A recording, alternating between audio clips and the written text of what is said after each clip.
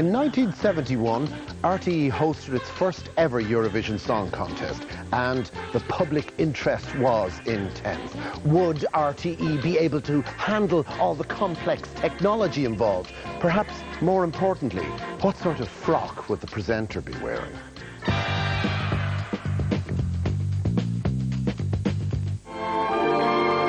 RTE's first Eurovision was staged in Dublin's Gaiety Theatre. For the first time in Ireland, it was broadcast in colour, and the first of our presenters was Bernadette ní Gallagher.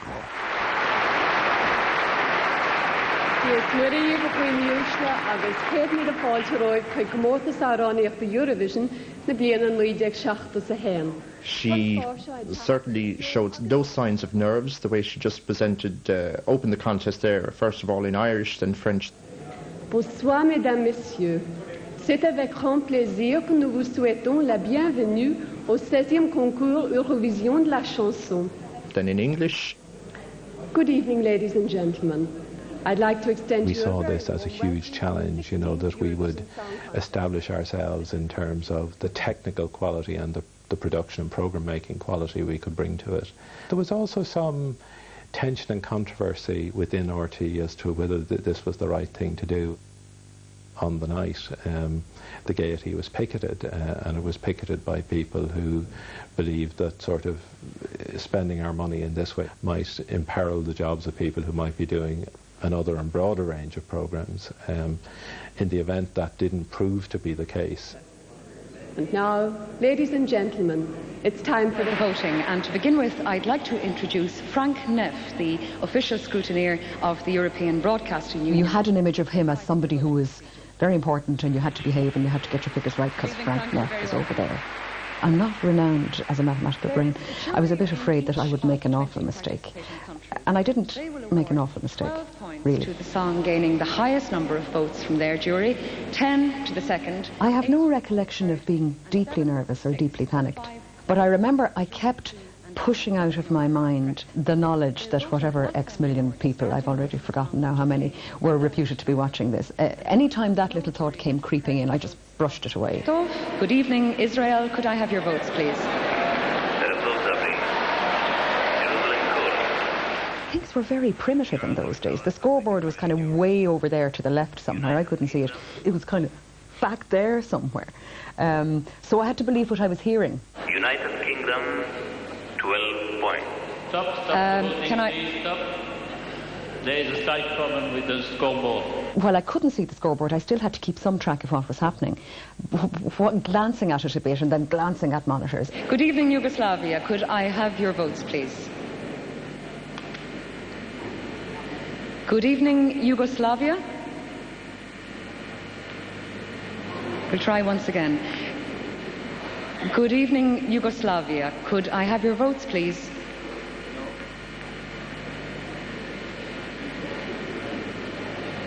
We have still some difficulties to get Yugoslavia, but I think they are coming in. Fine, we'll hold on for just a moment. If I could see the scoreboard, I think Yes. it looks... Yugoslavia. Good evening, Yugoslavia. Could I have your votes, please? I don't have it. Yeah? Thank you very much. Somebody told me afterwards it was a wrong number. Now, I'm not sure how true that was, but that this woman didn't know what was going on, got this lunatic from Dublin looking for scores and said, no, not here. And then they got the right number. Yes, I'm here. Yes, Yugoslavia, I can hear you. I'm calling Dublin. Belgrade calling Dublin. Do you hear me? Yes, can you hear me? Here are the results of the Yugoslav jury. Thank you. Hello, Dublin? Hello. Yes. Okay. Fine, thank you. Here are the results of the Yugoslav jury. Despite all the pressure, and she may not have been enjoying it, you had absolute confidence that she wasn't going to crack and that she was going to see us through to the bitter end. 1993, and the third of our single female presenters to make a dramatic entry to the Eurovision stage, Fionnuala Sweden.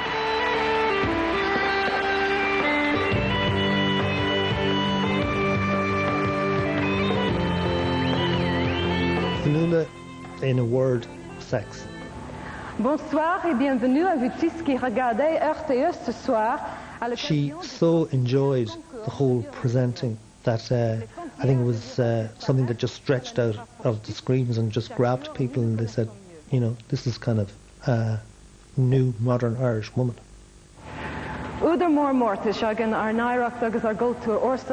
I'd say she was probably the most prepared of any of the presenters that I can recall.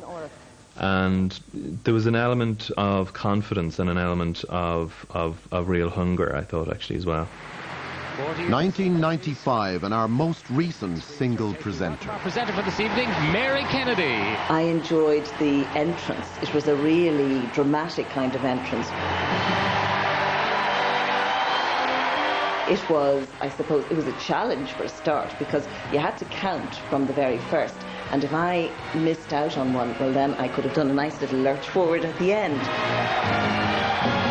That was a real buzz to be making that really dramatic entrance.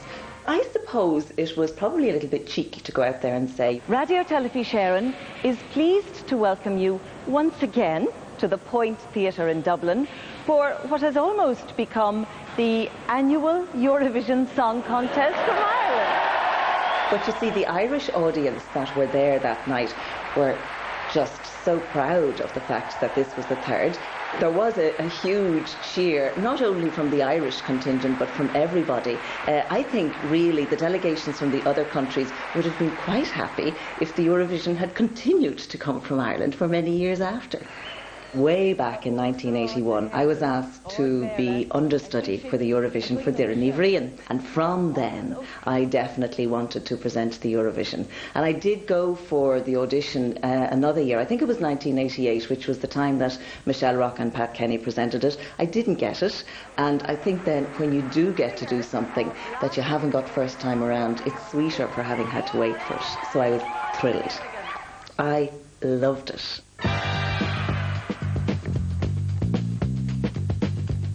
One of the most constant features of Eurovision over the years has been the Wacky Novelty Act.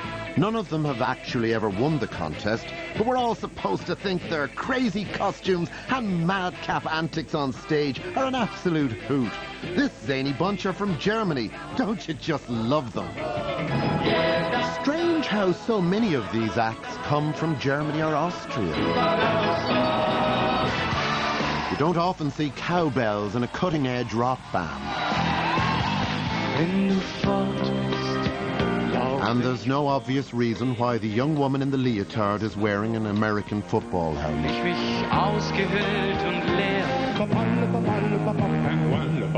Don't ask. And to think that some people say Austrians have no sense of humour. I remember the Dutch and the Austrians used to kind of announce the fact that they were crazy by the way they were dressing themselves. Used to be crazy when they say, "Look at us, we are really mad, we are crazy, let's rock it."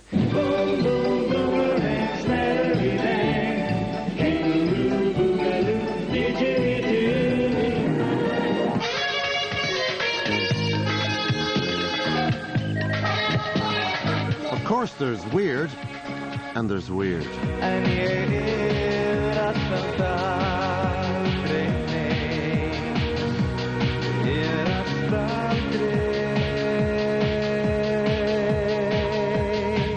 Well, there was kind of like it was a bit of kind of erotica.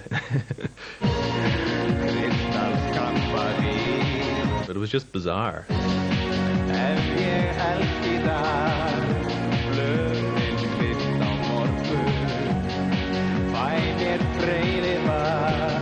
It didn't work on any level whatsoever. It was almost like everybody had changed the channel to like a pornographic station coming possibly from Iceland. Maybe that's what happened. Meanwhile, the wild man of Bavarian rock is going off message and off stage, getting down with his fans.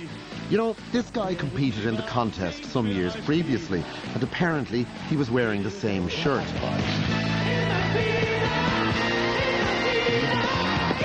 This sort of stuff is said to go down well in Munich beer halls.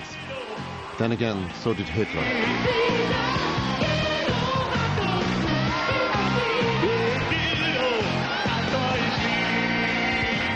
Crazy guy, crazy country.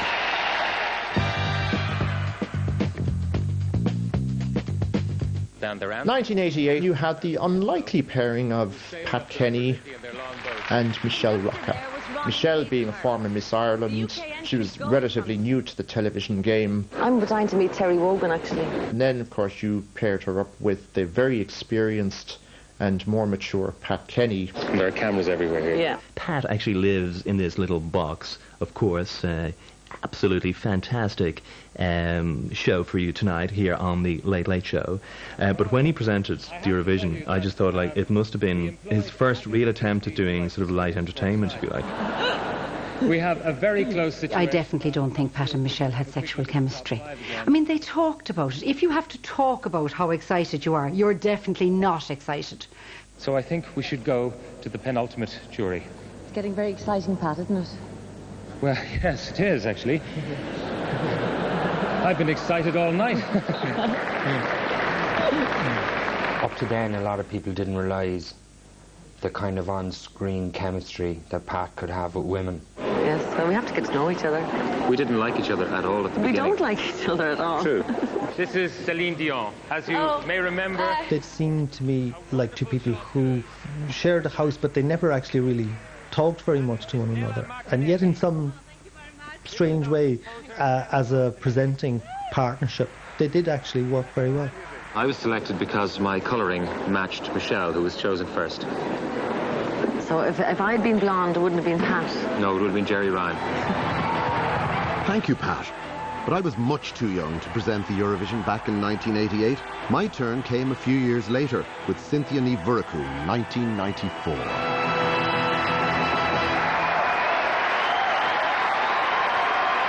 Gerry and Cynthia were an unlikely combination, and I'm not quite sure why they worked.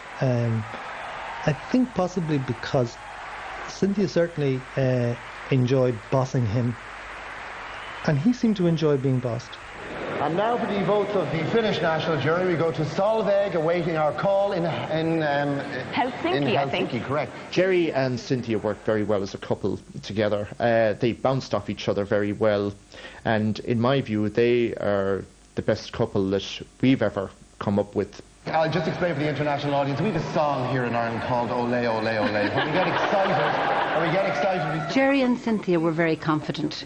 But I think they could afford to be, because they knew they had Riverdance. If nothing else, if everything else fell down around them, they had Riverdance. Ladies and gentlemen, Riverdance. The last couple to present the Eurovision from Ireland were Carrie Crowley and Ronan Keating in 1997. Welcome to Ireland and to the Point Theatre Dublin for the 1997 Eurovision Song Contest. I'm Carrie Crowley. And I'm Ronan Keating, and this is the 42nd staging of what has become the biggest annual live music event in the world.